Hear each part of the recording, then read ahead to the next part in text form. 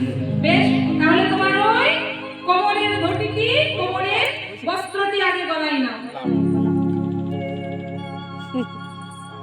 এবার গলায় কাপড় দিয়ে বলো, আমি যা বলবো তুমি তাই বলবে। আমি যা বলবো তুমি তাই বলবে। আরে আরে ওটা নয় বাবা, আরে শোনো শোনো শোনো শোনো, মহা মুশকিল।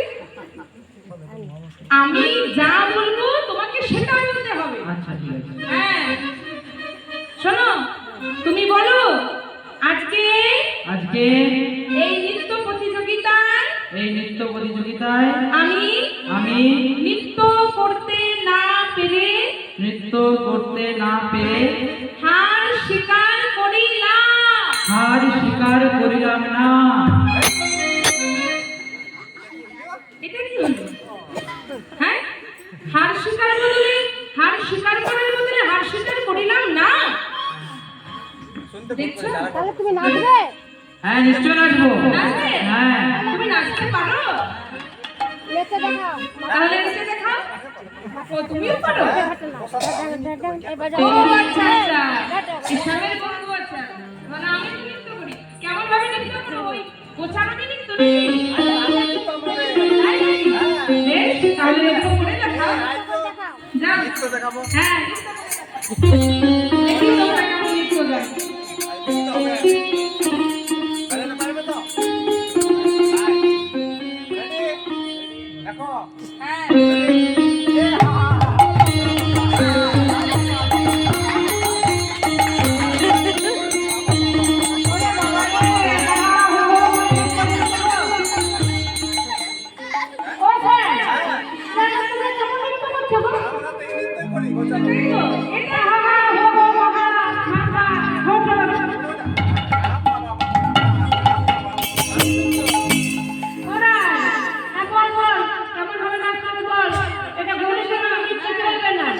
এখানে গরু চড়ানো নৃত্য চলবে না।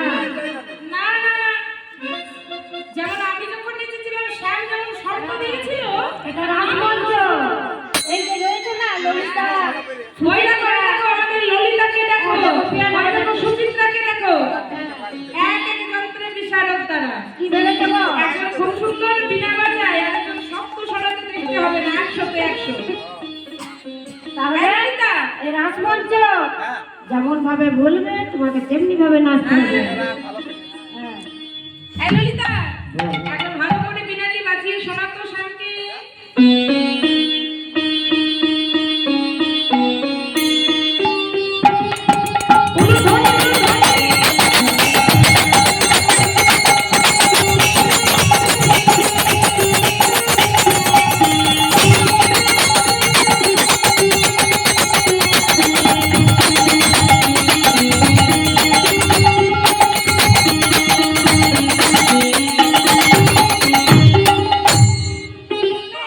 শুনলে তো?